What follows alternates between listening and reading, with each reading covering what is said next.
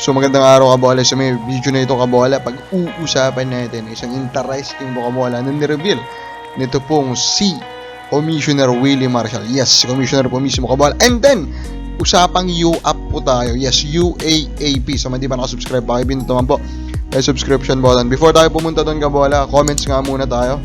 Sabi po ni user XQ7, dapat dyan i-ban na lang yan sa PBA, total ban para hindi tularan ng mga players kabola. So I think pinapatungkulan niya dito itong si Mikey Williams kabola. I hope hindi naman kabola. I think dapat lang talaga itong maayos kabola.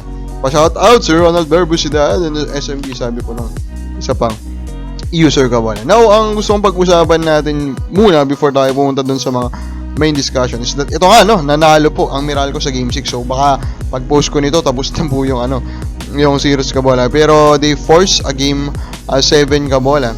And actually the series balikan if you have watched the series intently kabola and you enjoyed it, invest na mag-isip ka ng kung ano-ano kabola, instead you just enjoyed it. I'm pretty sure you enjoyed it kasi the strategies, the tactical plays, kapag yun yung gusto mo, pinakita yun ni Coach Tim Con, pinakita yun ni Coach Nenad kabola.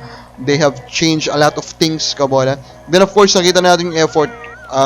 Cliff Hodge is the guy with the most effort. Stan Hardinger tried to carry Ginebra to a series victory kabola.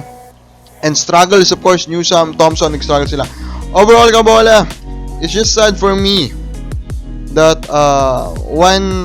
for me respectable journalists continue to imply, and of course madami ding fans, that this is scripted. Of course I'm talking about Sir Homer kabola. So medyo sa akin kasi tagilid yung mga ginagamit niyang reasons kung bakit niya parang ini-insinuate kabola na meron pong script dito or etc.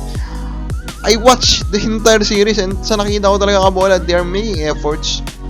The coaches are making sharp changes in their strategies, in their lineup, in their rotation kabola. So for me, if there's a script kabola, walang magaganon hindi ba? Makikita mo yung effort ng mga players kabola Tapos wala lang, nalulungkot lang din ako sa mga, lalo sa mga players, diba kabola, kasi they are making effort trying to win the series. Tapos parang nada-downplay yon with this yung iba joke lang naman, pero yung iba kasi parang sineseryoso talaga na ini-imply na this is game fix. I do not think it's fixed, although of course they scheduled game 7 sa Batangas, po.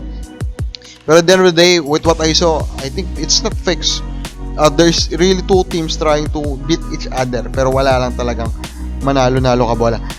Now, ito na so may magbabago daw po ng rule kabola. Yan yung current na pinag-uusapan ngayon sa UAP kabola. In terms of transfer, diba? May nata-transfer kabola between UAAP schools kabola.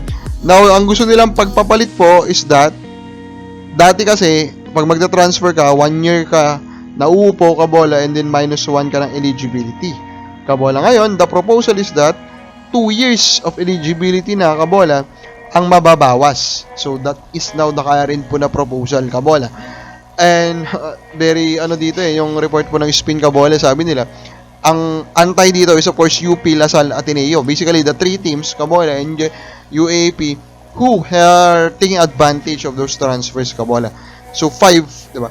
Ito yung ang gusto kong sabihin dito, other than gusto ko sana pag-usapan to, pero of course we are more of a PBA channel.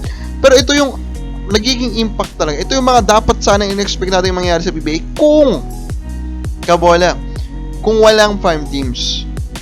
Yung mga independent teams magsasama-sama yung kabola, trying kabola to stop, diba, the advantages that is that the conglomerates are doing in terms of farm team. Pero of course, diba, totally dominated lang kasi ngayon talaga kabola because outnumbered yung mga independent teams kasi may mga farm teams kabola sa PBA. O baka sa palagay mo, dapat bang masunod itong proposal na ito ng UAP? Comment lang po sa baba.